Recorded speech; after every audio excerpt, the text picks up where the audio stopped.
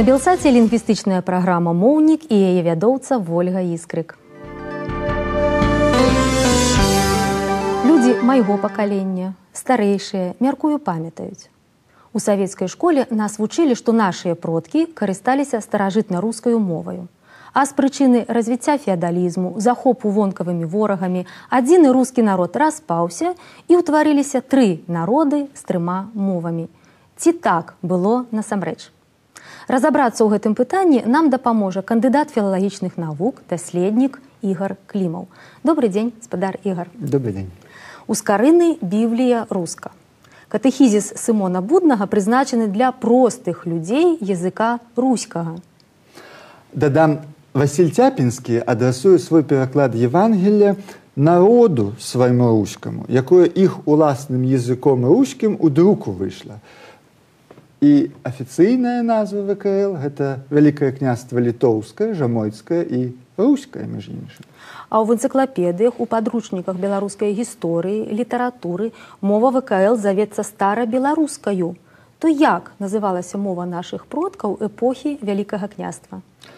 Пачнем з таго, што ёсць розніца паміж тым, як нашыя продкі называлі сваю мову, і тым, як называлі яе суседнія і далейшыя народы. Бо ёсць саманайменне, так званая эндаглосная назва, ёсць вонкавая назва з боку суседніх народаў, так званая экзаглосная назва, і ёсць сучасная навуковая назва, тэрмін. Апрача таго, трэба мець на ўвазе, што на працягу стагоддзяў любая мова змяняецца. Яна праходзіць пэўныя этапы ў сваім развіцці, і як мяняецца сама мова, так можа мяняцца і яе назва. І як называлі сваю мову жыхары сярэднявечнай Беларусі? Саманайменне гэтай мовы была мова руская альбо руская. Гэтаю моваю пісаліся граматы і акты, дыпламатычныя дакументы, судовыя кодексы, карацей кажучы, усе адміністрацыйныя паперы. Але апрача таго, на гэтай мове ўзнікла багатая літаратура. Гэта былі і пераклады біблійных твораў, розных навуковых прац, але таксама і мастацкіх твораў. Задам наіўнае пытанне. Ці значыць гэта, што у Вялікім княстве была тая ж мова, што і ў Расіі? Натуральна, не. Руская мова Вялікага княства і сучасная расійская мова – это зусім розныя аб'екты. Сярод роднасных народаў здараюцца выпадкі, калі аднолькавую альбо падобную назву маюць розныя мовы. Напрыклад, румынская мова, альбо, як самі румыны вымаўляюць, ромыне, фактычна азначае раманская мова. Гэта значыць мова рымлянаў. Аднак, натуральна, это ж не мова старажытнага. А што сталася падставаю для такога падабенства ў назвах? Руская мова ВКЛ і руская мова ці рускі язык Расіі. Усходнеславянскі народ, які жыў у ВКЛ, а затым у Рэчы Паспалітай, меў некалькі назваў, якія часта ўжываліся паралельна. У тым ліку сярод гэтых назваў і была назва Русь альбо русіны, без адрознення на тыя часы на беларусаў і украінцаў. Але ж Руссю сябе звалі і насельнікі суседняй дзяржавы, Масковіі. Тым не менш, блытаніны з мовай Масковіі тады не ўзнікала. Чаму? Таму што, па-першае, тамтэйшы народ у нас называлі маскоўцамі, альбо ў літаратуры маскавітамі, а па-другое, у пісьменстве гэтай краіны аж да 17 стагоддзя ўжывалася царкоўна-славянская мова, ці, як яе тады называлі, язык славенскі. І толькі пры Пятры I пачынае у Масковіі, якая зрабілася тады ўжо расійскай імперіяй, складвацца новая пісьмовая мова. Відаць, такім познім развіццём нацыянальнай мовы ў расейцаў і тлумачыцца той факт, што на яе вельмі паўплывала царкоўна-славянская мова. Гэта сапраўды так. Лік царкоўнаславянізмаў, не толькі слоў, але і марфем, выразу, тым ліку фразеалагізмаў, у расійскай мове вельмі значны. Прычым нагэтулькі значны, што многія навукоўцы лічаць мэтазгодным казаць пра тое, што сучасная расійская мова у сваёй аснове мае царкоўнаславянскую. Гэтага царкоўнаславянскага суперстрату зусім няма ў сучаснай беларускай мове. І таму нагэтулькі не натуральна гучаць у ёй царкоўнаславянізмы, запазычаныя з рускай мовы. Ну, напрыклад, ваше высокопревосходительство ці ваше высокопреосвяшчэнства. І калі ж мова Масковіі пачала называцца таксама рускаю, як і ў нас? Гэта адбылося ў 18 стагоддзі. У той час руская мова, мова нашых продкаў, мова Вялікае княства прыйшла ў заняпад. І гэтая назва, як бы вызвалілася, стала незапатрабаванаю. Тады ў Масковіі, якая ўжо зрабілася на той час расійскай імперіяй, гэтую назву запазычылі, перанёсшы на новую пісьмовую мову сваёй краіны.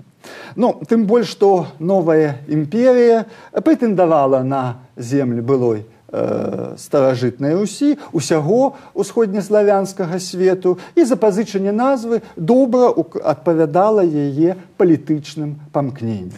Такім чынам існавалі ў гісторыі дзве рускія мовы, толькі ў розныя эпохі ў розных краінах. Так. Гістарычная памяць пра існаванне дзвюх рускіх моў захавалася у некаторых суседніх нашых народаў, напрыклад, у палякаў і часткова ў немцаў.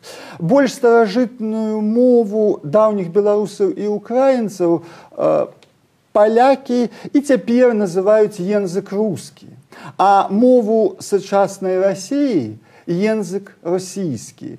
Прыкладна тое ж можна назіраць і ў немцаў.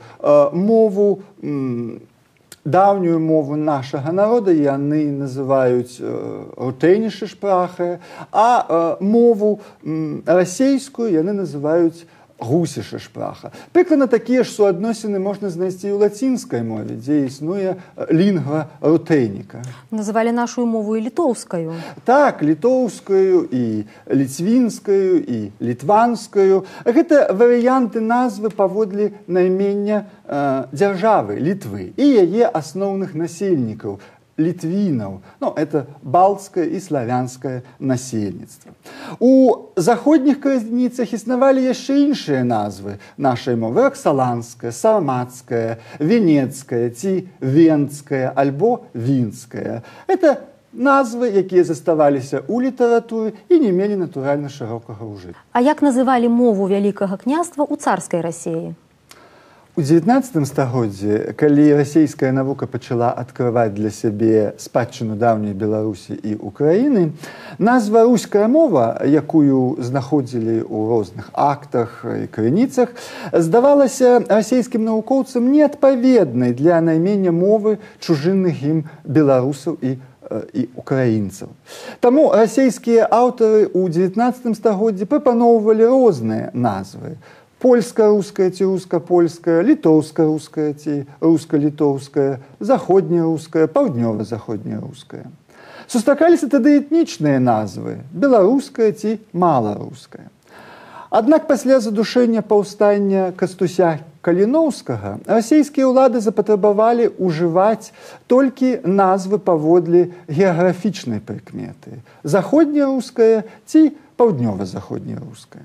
Такія назвы можна сустрэць і ў сучаснай расійскай навуцы. Аднак сёння ў дачыненні мовы Вялікага княства мы выкарыстоўваем назву не руська мова, а зусім іншую — мова старабеларуская. Такі тэрмін уваходзіць у навуковы ўжытак толькі ў 20 стагоддзі, што звязана са стварэннем нацыянальнай дзяржаўнасці ў беларусаў. Дапускаю, не ўсе гісторыкі мовы згодзяцца з усімі цверджаннямі, якія прагучалі сёння. Тым большая надзея, што навукоўцы захочуць адгукнуцца і прапанаваць сваё бачанне, свае канцэпцыі. Я дзякую нашаму эксперту. Дзякую і вам за цікавае пытанне. Тэма старабеларускай мовы відавочна нявычарпаная. Мы вернемся да яе пры наступных нашых сустрэчах. Усяго найлепшага.